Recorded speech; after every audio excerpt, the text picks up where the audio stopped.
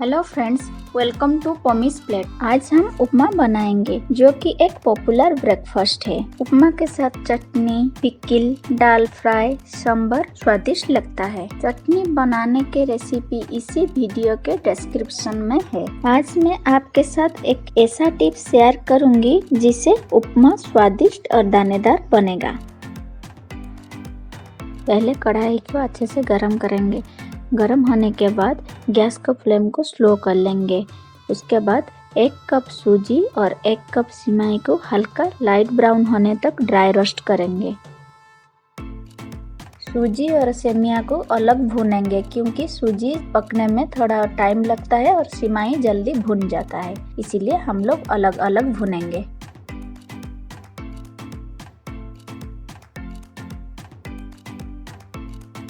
पहले कढ़ाई को गरम करेंगे।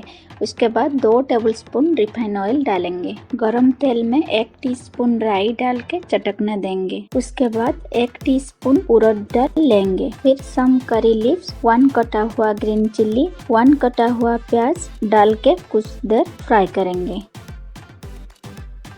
प्याज को ज़्यादा डार्क फ्राई मत कीजिए। हल्का सॉफ्ट होने के बाद 1 ड्राई रेड चिल्ली, ग्रेटेड किया हुआ जिंजर डाल दीजिए। जिंजर डालने से उपमा में अच्छा फ्लेवर आता है।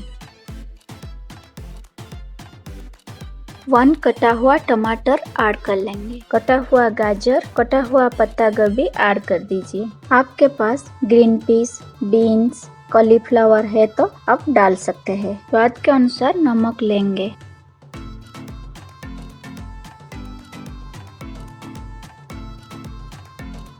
लो फ्लेम में कवर डाल के 4-5 मिनट तक पकाएंगे। उपमा में सब्जी ज़्यादा फ्राई मत कीजिए, थोड़ा क्रंची रहना अच्छा लगता है।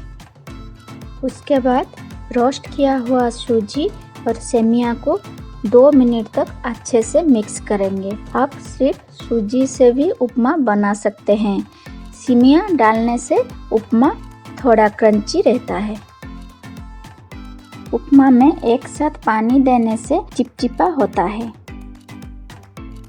एक साथ पानी ना डाल के बीच बीच में पानी थोड़ा थोड़ा डाल के ढक के स्लो फ्लेम में पकाएंगे।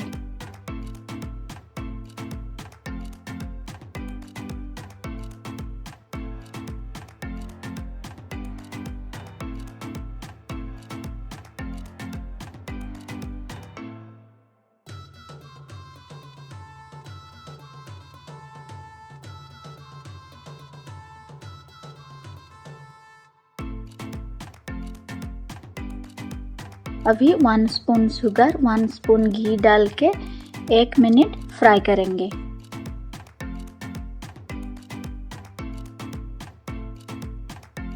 आपको पसंद है तो घी में फ्राई किया हुआ काजू किशमिश ऐड कर सकते हैं।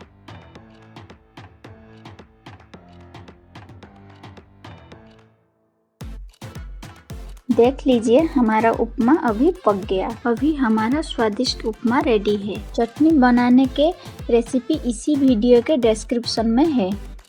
अभी हम उपमा को केचप, पिकल, दाल फ्राई के साथ परोसेंगे।